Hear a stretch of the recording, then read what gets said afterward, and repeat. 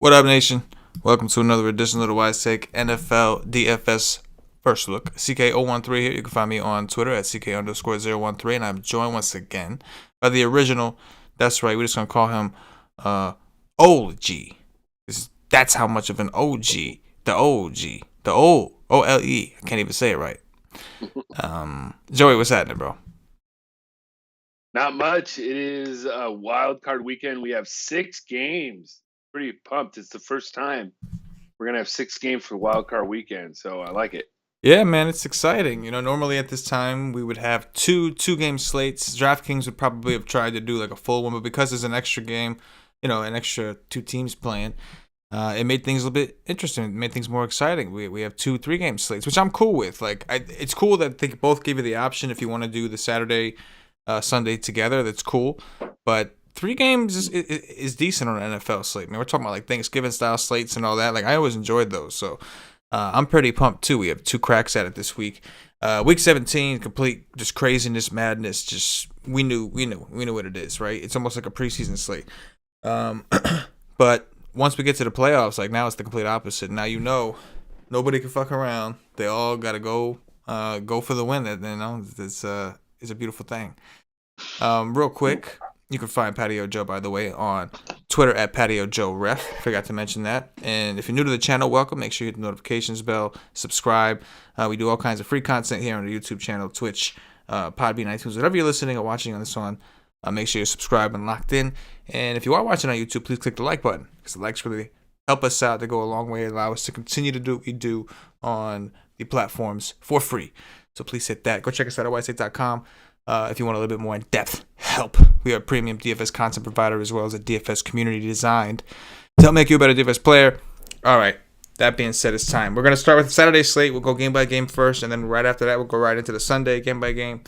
First game, obviously, Indianapolis Colts visiting the Buffalo Bills. We have a 51 total. Bills currently 6.5-point favorites at home. It was your idea after we do the analysis to do our picks for who we think is going to win the game, so we'll take care of that. But first, talk to me about the Colts. Yeah, the Colts, come into this game probably as, one of the best defenses on the least slate or in the playoffs too. Quarterback Rivers, I don't think you're going to want to play him just because like they're playing Brissett and stuff like that. Like, not really into it. The running backs, Jonathan Taylor, obviously at 8,800, you're going to look at wide receivers. Kind of a crapshoot, who he goes to. They're all kind of priced down. So I feel like when you're doing your lineup build, you might want to go to one of these players for value. Guys like Pascal, Pittman, even T.Y. Hilton. I think that the Colts will probably be playing from behind. And so, I could see some garbage time and such, but I had to rate the receivers, Pascal probably, and then Hilton with Pittman, but it's kind of tough. He kind of spreads it all around. Tight ends, you don't really want to know. And then I guess, it's a 3-game slate. So be contrarian. Even though the Colts are really like good defense, they're playing against Josh Allen, the hottest team in the league. So it's kind of like in baseball when you got that 9K pitcher, the 10K pitcher stacking against him, because if he blows up, then everybody you basically reap the rewards of that. So it's like if you get the Colts and they happen to get to Allen and win the game, maybe the Colts D did well. So. But that's about it. There's not much from the Colts side that I like.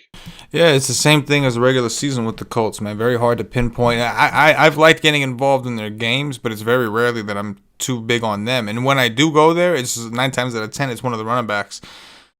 Taylor, obviously, an option on the table. I'm not too intimidated by the Bills' defense. What I'm intimidated by is I don't think the Colts' defense is that good. And so I'm worried that Josh Allen and these guys are going to pull ahead, as Vegas indicates. Not exactly a hot take. And in that scenario, at low ownership, I don't hate the idea of Nyheim Hines, right? It's only a 3-game slate. He got 7 targets in that game against Jacksonville. He scored double-digit DraftKings points in I think he hasn't scored at least 10 DraftKings points in once out of the last 6 games or so. So on DraftKings specifically, I kind of like the idea of him for value, especially if we're going that game script of the Bills playing from ahead, which I would anticipate as well. But that's really it for me too. I'm just not interested in a ton. You could take shots on T.Y. Hilton, like you said, work in those guys, but we have some pretty good receivers on the slate. So that's it for me. What about on the Bills side?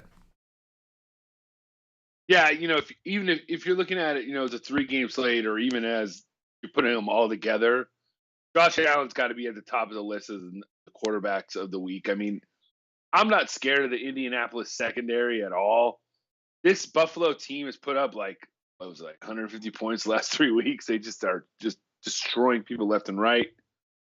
They couldn't be playing better at the right time, So to me, it's Josh Allen. The running backs, I mean, Moss and Singletary. I guess on a small slate like this, you have to take them into consideration because they could win you a slate. If Moss happens to get a couple goal line carries and gets a couple touchdowns and such at 5,500, it might get you to what you need to go. Wide receivers, Stephon Diggs, probably my favorite play of the Saturday slate. Really like him. I don't think that just the corners of the Colts are going to be able to hold him down, oblique or not. He's the way to go. Now, the other guys, I feel like Isaiah McKenzie, you're chasing if you get Isaiah McKenzie. But John Brown, Cole Beasley, and Gabriel Davis offer great value if you're going to do like a game stack. I think it's good too. And then the Bills defense is always in play when you got a guy like Rivers who is known to be able to throw picks. He's going to be throwing from a lot from behind. He stands there like a statue. They're playing at home. It's cold. Probably going to be pretty cold. So yeah, that's what I like. Yeah, I'm with you. It's easy to really like the Bills offense here. I mean, we've got a 51 total, the highest on this 3-game slate. Highest on the 3-game slate here. And the Bills offense is just so fucking high powered at this point, man. Allen has been phenomenal. He's just been phenomenal. Stephon Diggs has been awesome as the number one. Beasley is questionable, so we'll keep an eye on that. If Beasley does play, how do you not like Beasley? He was getting double-digit targets. I know he's missed a little bit of time now, but we do have John Brown back also. Like this is where why it's so hard to pull the trigger on some of those Colts receivers, because just on the other side in this game alone, you've got so many options that are on the table. But Josh Allen stacking with all those guys obviously is fully in play. Josh Allen looking like the best quarterback on the slate, at least. I would assume he would be the highest on quarterback on the slate because of the upside he's shown, rushing upside, everything. So I'm with you on that. The running backs you could work in if you're doing multiple teams. I agree. I'd rather play Hines than both of them on DraftKings specifically where you get PPR. But yeah, I'm with you on the Bills offense. Not too much more to discuss there. We'll move on to the Rams. Seahawks 42.5 total. Seahawks currently 4-point favorites at home. Rams are in trouble, man. I mean, we'll see what happens with Jared Goff. I don't know, but talk to me about the Rams. Yeah, I mean, you don't know if he's even going to be playing. If then it's going to be Walford on the road. I don't really like that. The running game, you just don't know if Cam Akers is still questionable. Then we have, obviously if there's no Cam Akers, Henderson's on IR, it'll leave Malcolm Brown as a pretty chalky play, which is, it was really weird that Cam Akers, played last week and looked like he shouldn't have. And he didn't do very well. He was in limited participation. Obviously, they're going to try and play him. But if for some reason he's not, then it's Malcolm Brown is going to be the running back that you might want to, it'll be pretty highly owned. Wide receivers, hopefully Cooper Kupp is back from the COVID list, but nobody knows what's going to happen. I know in Sunday slate, Kamara can play because Sunday now instead of Saturday. If it were in Saturday, it wouldn't have been enough days. So I don't know how Cooper Kupp's going. So that's going to leave, Robert Woods. Maybe you could throw in value with like Van Jefferson or Josh Reynolds, who are really, really cheap. We know that the secondary of the Seahawks can be beat. So, but they have been playing really well as of late. Tight end is just a crapshoot if you want Higbee or Everett. And then the defense of the Rams, I think, is just too high priced on this slate. Yeah, the Rams obviously should carry some lower ownership. If Cam Akers were to play, I'd be interested at 5,100 on DraftKings. I know Seattle is a team you want to attack with the pass, but I should clarify. Well, either way, honestly, because if Goff plays, I think he's playing hurt, and either way, the Rams have tried to run the ball. And I agree with you, Joe. I don't know if he was necessarily like if he should have been out there last week, but he was. He got 21 carries and 4 receptions. So it's 5-1 if he's in, even if he's banged up. If they were willing to do it at week 17, I don't see why they wouldn't be willing to do it in the postseason. So he's somebody I could get behind.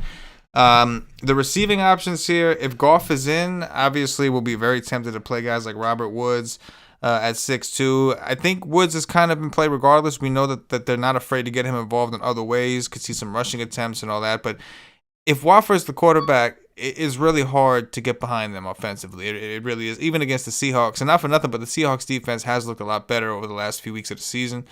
Not to say they haven't been tested a whole ton. Let's be look at the offenses they played. But again, they find themselves in another pretty good matchup if Jared Goff is out. And even if Jared Goff is in, how good is he? That's a big question. What about the Seattle side, Joe? Yeah, the Seattle side, I think is interesting because you got Russ, 7,400, really has been playing well lately. I mean, it's just been kind of lackluster performances, but you feel like it's sometimes this team is gonna break out or something. Now, Chris Carson's hurt, that might leave Carlos Hyde or Alex Collins. There's a lot of options on this slate where you could like pay up for the big boys and then just fill in these like value options, and just if they hit, that's where you're going to win. Receiver, you got DK Metcalf under 7K again. That is just, me, I'm a big DK fan, and I know he's going up against Ramsey. It's tough. And, I think he makes a great, like, contrarian play because people will not go there at all. So this is, the cheapest that you're going to get him. All it takes, he's getting to the point where all it takes is a couple catches. If he gets a touchdown and a big catch, he makes value. Same thing with Lockett. Really tough. I think, though, the best play, or the probably, like, I don't know why this is, I think the most popular play on the FanDuel slate on Saturdays, and if you combine them, is a Seahawks defense at 3,600. They're the lowest defense of any defense of the entire playoffs. Like, they're not playing some high-powered offense, first of all, and they're playing a backup quarterback most likely. And even Goff is playing; he's like thumb. They're at home. Like, to me, like, just lock in the Seahawks defense at 3,600. It seems an easy play to me. Like, it's so easy to me. Like, that's like the core play. So Seahawks defense, 3,600 on FanDuel was just a big misprice. But that's it. That's all I got for the Seahawks. Oh, we didn't say this, but like, I got the Bills winning the first game, and then this game I got the Seahawks winning too, because I don't think Goff's going to play. Yeah, I think with the yeah, you're right. We did forget to do that, but I think the Bills win as well. No doubt. So yeah, I think Seattle's offense could go a little undervalued because of the opposing defense. I agree with you on Metcalf. Metcalf is 6'7", I think, on DraftKings. That's just he's cheaper than Tyler Lockett at this point. I like them both, but obviously I like Metcalf a whole ton. Lockett had another one of them games where he had 14 targets or whatever against San Francisco. But we know that those games are usually few and far in between these days. Metcalf has had the matchup at Ramsey twice already this year. First one, they didn't even try to go to Ramsey's, and they didn't even try to go to Metcalf. And the second one, they did go there. It wasn't great. He got 11 DraftKings points, but he did get 8 targets. I think third time's a charm. They find a way to get Metcalf more involved. And the fact that, like you said, the fact that the Rams offense, I think we're both kind of expecting to struggle. It's just more opportunities for the Seahawks to get the ball. And again, like Russell Wilson, checking his ownership, I'm assuming it's going to be fairly low because you got Tom Brady, you got these other guys that have been playing better. He's not played well. But the whole thing is not that expensive, and it's kind of interesting. I know the Rams defense is good, and they're legit, and they'll be playing hard. But at the same time, you got to have some interest. And you know that you would imagine that realistically, another one I don't mind. I don't mind taking shots on Carson either, especially as a correlation with the Seattle defense you mentioned, Joe.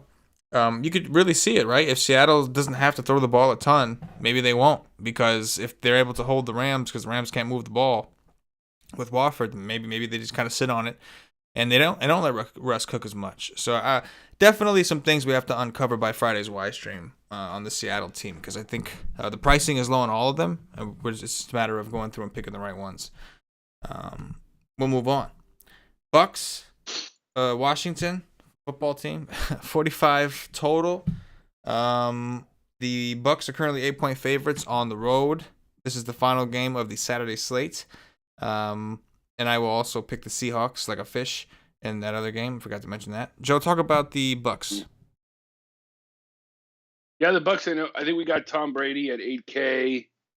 If you combine, if you're just looking at him, the quarterbacks, I think that obviously he'll garner some ownership, but I don't think I'm not really interested in him. I think that Tampa Bay is going to have trouble winning this game.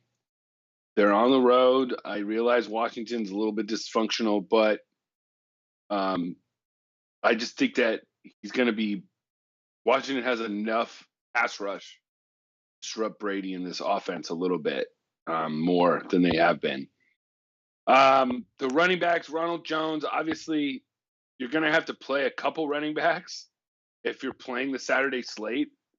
So it's like we have to know who's going to be available. Obviously, Antonio Gibson isn't bad too. But when you look at the running backs, Jones and Fournette, obviously nobody's going to go to Fournette. Jones will be the guy. Wide receivers, we got to see if Evans is playing. If not, that makes Godwin and Antonio Brown way better plays. Especially Antonio Brown at 6,500. I think he's a little underpriced coming off the game that he went off of, and the secondary that he's going to be facing. Tight end Gronk, you can always catch something in this and that, but nothing big there. And then defense, you could play the Tampa D, sure. Yeah, I gotta say, man, it looks like Tampa is just starting to click. Washington has a good defensive line. Obviously, Chase Young's been a monster. But I'm not really sold on their secondary, right? So we'll have to see how Brady does this. I could see them doing a lot of screens to guys like Antonio Brown, and Godwin, which they like to do anyway. So I'm curious to see how these things kind of go. We know that Brady's got a history in those situations when he's given a lot of pressure of throwing to his running backs more, running more screens. So it's a tricky one, but this offense seems to be gelling. I know I don't want to overreact. They played Detroit and Atlanta, but still, they look on. Twice. Yeah, right. Yes. Twice. Yes. Yeah. Minnesota, Atlanta, Detroit, Atlanta. Yeah. I mean, that's just, cupcake schedule. Totally understand that. But we'll have to see how Brady does under pressure, because Washington's going to bring that. He's going to be under pressure, and we know Brady's not a scrambler. So does that take away the ceiling? I think so. That bothers me a little bit. If you don't have time to throw the deep ball, how do you throw the deep ball? So I think we do see more screens. I'm more interested, I think, in his receiving options like Antonio Brown, Godwin. And we'll check the status on Mike Evans, who that's a pretty big deal, man. If he's out, that's a pretty big blow. I mean, Brady likes to throw to him. We saw against Detroit, Evans had fucking 12 targets. I know Brady didn't play the whole game. But even in the first half, by that point, Evans already smashed in the first half. So that's kind of a big deal. We'll have to see what happens there. But if he's out, even more targets for those guys. And, of course, can't even rule out Gronk. So definitely an offense I want to have pieces of. I don't want it to come late at night and this game's kicking off and I'm done for the day because I went all in on the first two games. I want to make sure I get some of this, even against a defense that I do respect in Washington. And I agree with you. I think the Tampa Bay defense is in play. And it's going to be interesting to see how this goes, right? Alex Smith, a guy who doesn't throw the ball down the field a ton, against a team that if you want to beat them, you have to kind of throw the ball down the field. Or you PPR him to death by throwing to the running back, which is kind of Alex Smith's forte. That being said, talk to me about Alex Smith and the Washington football team. Well, I think, unlike sites like DraftKings, McKissick makes so much sense. Like you said with Naheem Hines, I think we have a situation where it's going to be either close or they're going to be playing from behind. So I don't mind that receiver. It's Tuesday. There's so much information that's still going to come out between now and like Thursday is when we'll know the final injury report because they play on Saturday. So obviously Antonio Gibson is in play at 6,200 as well as McKissick. They're going to want to, play, to slow this game down. They're going to not want to get into a shootout with Brady. McLaurin obviously is in play. If he plays, I mean, even last he had 8 targets. He's still going to be involved. He just doesn't score a lot of touchdowns. That's the problem. I think Logan Thomas is probably going to be the chalk tight end of the slate. Totally understand it. He's just kind of safe. And it's either him or Gronk if you really look at all the tight ends on a Saturday slate. So he's going to get his targets.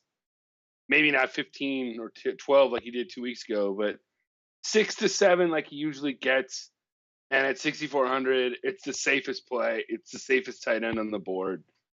So that's like that. And then I don't mind the Washington defense if you want to do.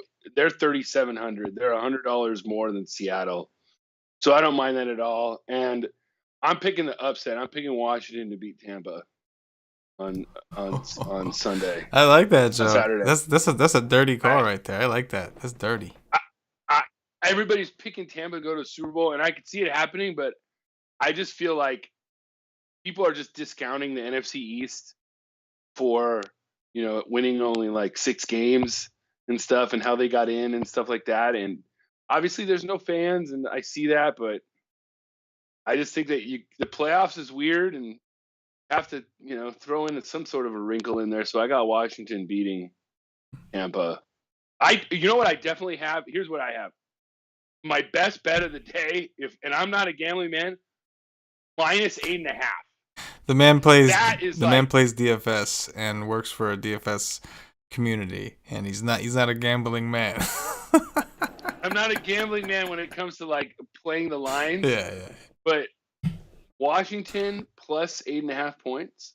Yeah. Like, give me that.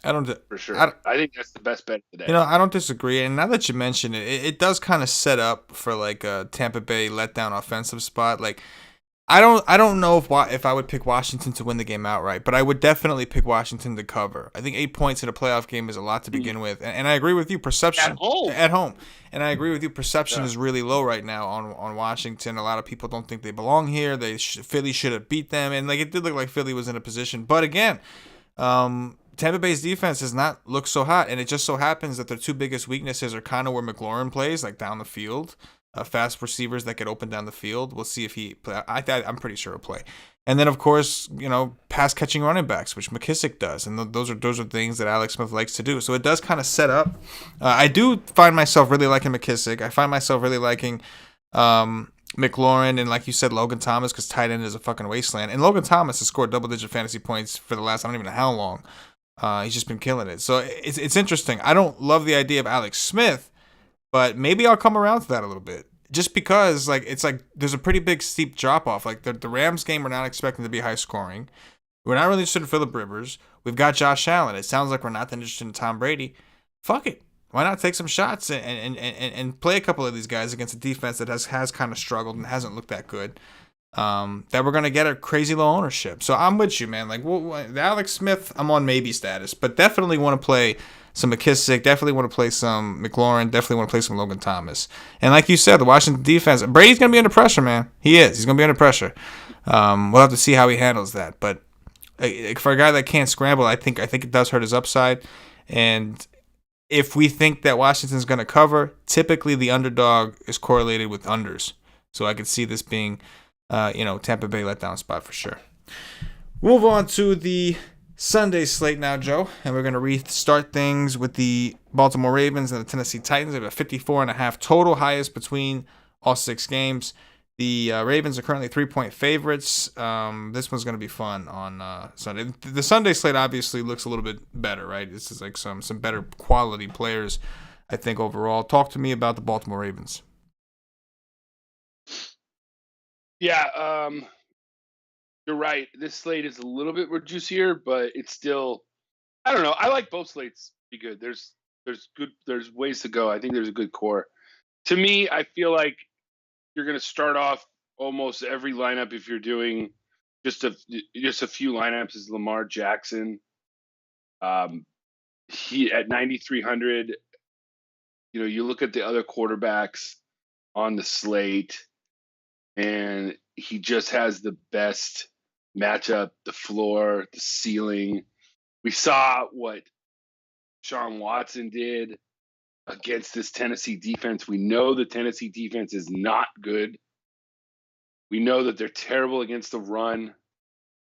So Lamar Jackson, 9,300, lock him in.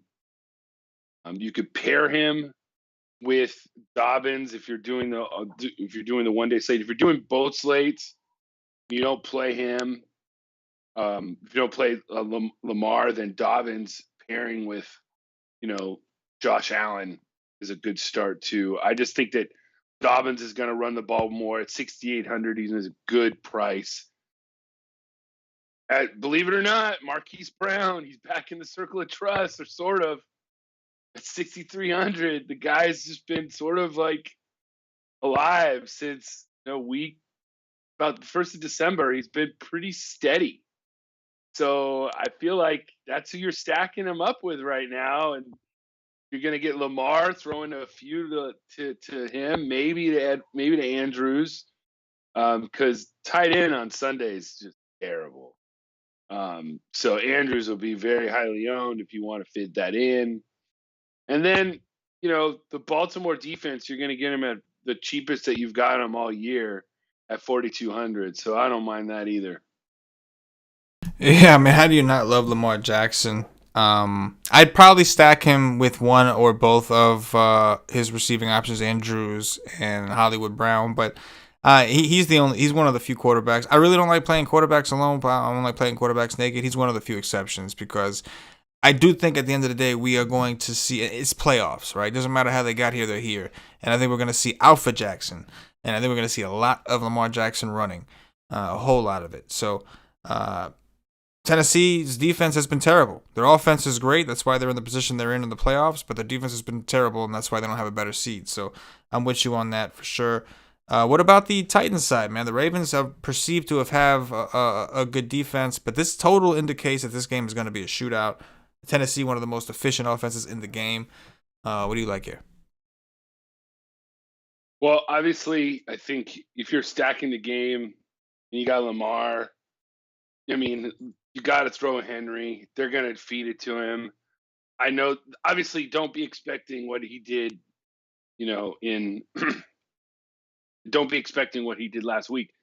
I think the big key on his ownership, if you're looking at him slate dependent wise, is if Kamara plays or not.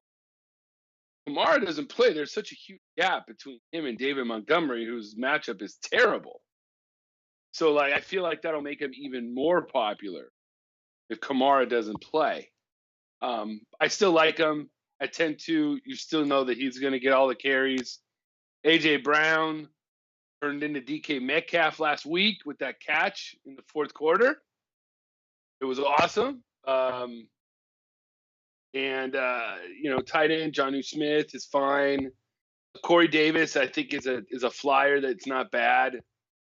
But I think that the Ravens are the one team in the playoffs right now you don't want to see, and they're going to beat Tennessee on Sunday. Go in there and beat them. So I like the Ravens side a lot more than I like the Titans side. What I feel about this game is I do think this game is going to be a shootout. So the way who do I think is actually going to win the game? I honestly think if I had to pick 50-50, I would pick the Ravens. But who would I bet on? at three points. If I'm getting 3 points, I would bet on the Titans Mm-hmm. because this is that kind of game. Like I could see it ended by 3 and I push, or I can see this be one of them crazy ass shootouts where one team misses an extra point and then it comes down to a 1 point game or a 2 point game, and I want the points on whatever side it is. So that's how I would approach it. On the Titans side, I think on DraftKings, Corey Davis is 4-8, man. That's like a steal. The dude got 11 targets in their last game. I know he didn't do much with it. He didn't quit, but we've seen some monstrous scores, and I would imagine we're going to see we're going to see A.J. Brown and Derrick Henry be very popular, and I'm fine with those guys, but I think that there's some value, obviously, there with Corey Davis. I'm good with Tannehill stacks. I mean, it just seems like this game just looks like the nuts, and I'm going to want I'm gonna want a lot of pieces from it, and the Titans are a big part of that. So, Jonnu Smith at lower ownership, he should be lower owned than Mark Andrews. I think is in the mix, right? Working, and I'm not afraid to play Henry with Tannehill and just go for the ultimate shootout. The only problem with Tannehill stacks to me is the bring back for the Ravens is not that clear, because my bring back would be Lamar Jackson. So I guess you could go with the Mark Andrews of the Browns or whatever, but I don't trust any of those guys as much. What about Dobbins? Yeah, Dobbins? Absolutely, bring back. Absolutely. I mean, he we anticipate him getting a lot of work, but you really like Lamar's the one you almost want to take like Lamar Jackson by himself, and then take like Derrick Henry and like Corey Davis together from the other side. You almost want to do something like that. But yeah, definitely a game we want to get a lot of pieces of for sure. Last week I had I stacked that Houston Titans game too. I had Deshaun with A.J. Brown and Henry, and I had Deshaun and David Johnson and Cooks. So I mean that lineup went off. Right. It did really well. So I mean it's like I think that's what you need to do when you're stacking this game. And so this game is going to be interesting. I just think that Baltimore they feel like the team that's like started slow. They because they were big disappointment last year, and now they've kind of turned it around to where it's like, man, I wouldn't want to play them right now. I think they're going to beat Tennessee. All right, man. I think it's going to be a great game for sure.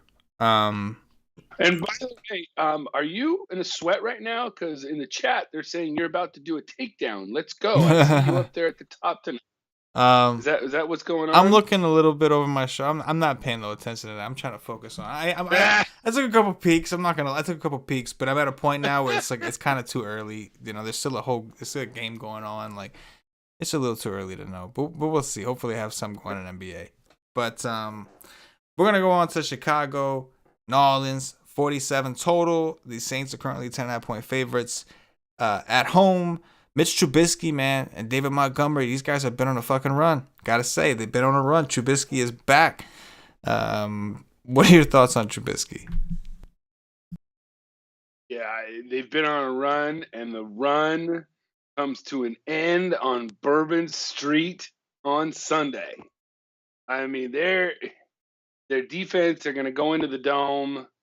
I mean, old man Breeze or not, David Montgomery is going to be like, shit, I actually got a defense I got to run against. They ain't going to do it. I mean, I like Allen Robinson in this game just becomes like a volume play, stuff like that. And I feel like if you're doing like one of those one and done playoff leagues, he's like the perfect receiver to play because they're going to lose this game. I just think that Trubisky, I guess, is in a 3-game slate. Every quarterback, I guess you could argue, is involved, but he could get replaced by Foles if things go wrong. They could. Think about it. Playoff Nick against the Saints, I could see it happening, man. You mean Big Dick Nick? Big Dick Nick. Yeah, Montgomery, I want no part of. I mean, the other running backs on the slate, like to me, like I'll just go Chubb or Dobbins and not worry about that, even though Chubb's in almost just as bad of a situation, but I'll just go with that over what Montgomery's going to have. And then wide receiver, like I said, Allen Robinson. Tight end, Cole Kmet. I mean, obviously people are going to go the tight ends kind of everywhere. So, and then the Bears defense, you don't want that. Yeah, I think I'm with you. I'm not too into the Chicago. I actually think New Orleans defense is definitely in play. Probably my favorite defense as of this moment. We'll get to Pittsburgh. It's in contention. But yeah, I don't know. It just doesn't look like a great spot for Trubisky. He is going to throw a lot, but I think we're better off going to guys like Cole Kmet, who's 3K. There's a tight end for value, and sticking with even the Jimmy Graham at 3-3, who's just ribbing from the casket, Undertaker style. But yeah, I'm not that into it. I think I don't mind Allen Robinson just because of the upside. Like there's some guys you could take shots on. I'm not saying I don't like the Bears in general, but I don't. I'm not. They're not the highest offense I'm highest on. And right now, New Orleans looks like one of the better defenses on the board. I'm with you on Montgomery too. I don't like taking running backs against the Saints. Just don't like to do it, especially not in the playoffs. Saints side though. Saints side, it's Kamara plays. Going to be, I think he'll be higher owned than Henry, because he's got Breeze thrown to him and stuff like that. If Kamara doesn't play, then we have to look towards Latavius Murray, because he didn't test positive. He just tested that he was close contact, from what I assume. Yeah, was deemed close contact and will miss it. So that doesn't. So he probably has way more chance to get in. Than Kamara does. So if Kamara's out, Murray will become the highest owned play on the slate for sure. Wide receiver, is Michael Thomas going to be back or not? That's another question. They're saying he could be back, but I don't know. You know what I'm saying? I just don't want any of the receivers. Maybe Emmanuel Sanders. He's pretty reliable. I think he would be okay. And then tight end, Bears Bears can't cover the tight end, so Jared Cook, I guess, would be where you'd go. And then obviously the Saints D is what we talked about. Saints win this game. Yeah, I agree. Saints win this one. Running back, man. I want whoever the running back is. I would assume that we're going to get one of them, maybe both of them. If Kamara is in, I want Kamara. But I'll work in some Lat Murray, especially because Kamara hasn't played. I could see them doing a little bit more of a pace. But we saw what Dalvin Cook did to the Bears. What was it? Just destroyed him a couple weeks ago. Kamara looks like one of the best plays on the slate. And I'm wondering if the COVID stuff will keep people off of him, assuming he plays. But I read the same thing you read. It seems like he should be eligible to play because of the games on Sunday. So love Kamara. I think E-Man San and these guys are fine. Get some exposure up. It's okay. Not really digging what I've seen from Drew Brees personally, but I understand he's been dealing with injuries to his teammates and all that kind of stuff. But yeah, I think Kamara is like the running backs, because if it's not Kamara, like you said, if Lat Murray's in, it's him. That's where I'm looking to go. And Jared Cook is definitely an interesting tournament play. I think because of his price, there's guys cheaper than him people are going to like. But his targets have been elevated since Brees has been back. So I'm with that. And like I said, I like the Saints D. I do. Saints got that good D. Let's go. Cleveland, Pittsburgh. Here we go. We've got a 47 total. Here we go. Now, Steelers currently 6-point favorites at home over Pittsburgh. Over Cleveland. Cleveland's got some COVID stuff, right? Isn't their coach or something like that? They got some issues. Talk to me. Their coach and their left guard just went out. This game is. People are just going to immediately just discount Cleveland because they're saying, Pittsburgh barely lost last week on the road. No Ben, they rest some defensive guys and stuff. And that's true. So I could totally see that happening. I think a good contrarian play would be Baker. If they get behind, they're going to start throwing. Running backs, obviously, if he gets behind, then it's maybe more of a Kareem Hunt game. But I still think, even last week, Chubb is pretty, reliable. One day they'll decide to give him 20 carries and he'll take over a game, but he only got 14 carries and he still made over 100 yards last week.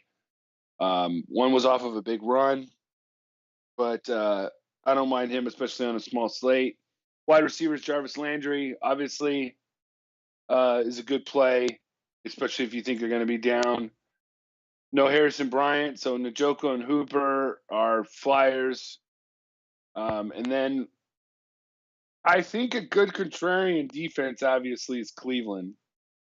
If you think there's something wrong with Ben, even though he took a week off, it's kind of like if you can get to him, and we've seen how this Pittsburgh offense implode if it gets a little bit of a can't move the ball and such like that. So, but not much on this Cleveland side. I think Baker is a good just weight contrarian play. That's about it. Yeah, man. Honestly, I know they have issues with the COVID stuff on the offense, but I think that Nick Chubb definitely on that list. Why Nick Chubb, Joe? Because Kareem Hunt is not Nick Chubb. Is that right? That's it. So yeah, 6-7 for Nick Chubb. I think they're gonna feed him regardless. I think that the Pittsburgh defense has kind of looked a little flawed. And at the end of the day, if I'm gonna bet on anyone from the Cleveland side, I'm gonna bet on the best player, who in my opinion is Nicholas Chubb, the chubby one.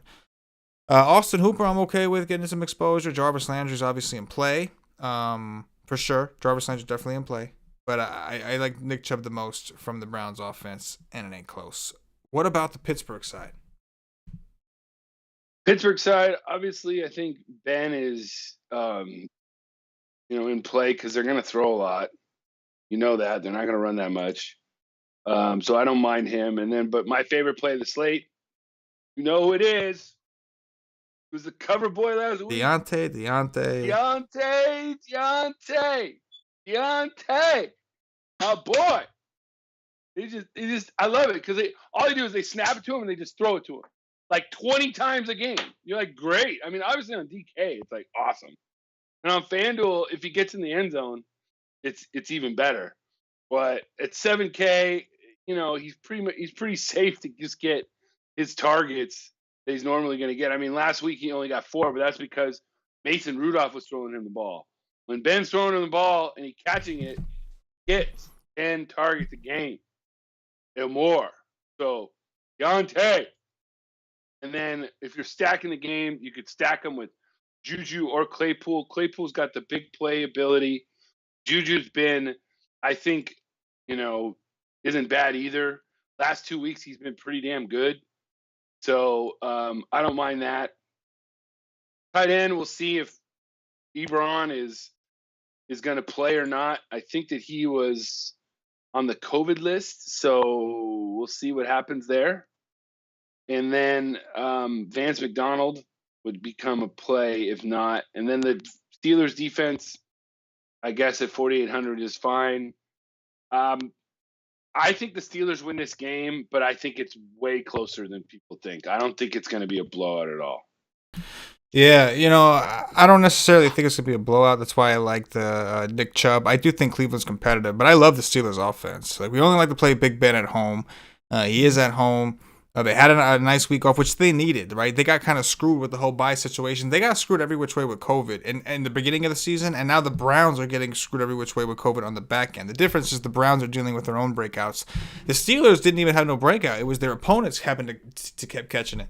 But it's a phenomenal spot. I think that we're going to see so much ownership at quarterback between Baltimore, Tennessee, and even Mitch Trubisky will get some ownership because he's been so hot. Like, people will try to do that, and I understand it because there's an expected trailing game script. You expect him to throw a lot, but I think Big Ben is in a phenomenal situation. Cleveland has already been a pass funnel defense, and they haven't been able to run the ball. I expect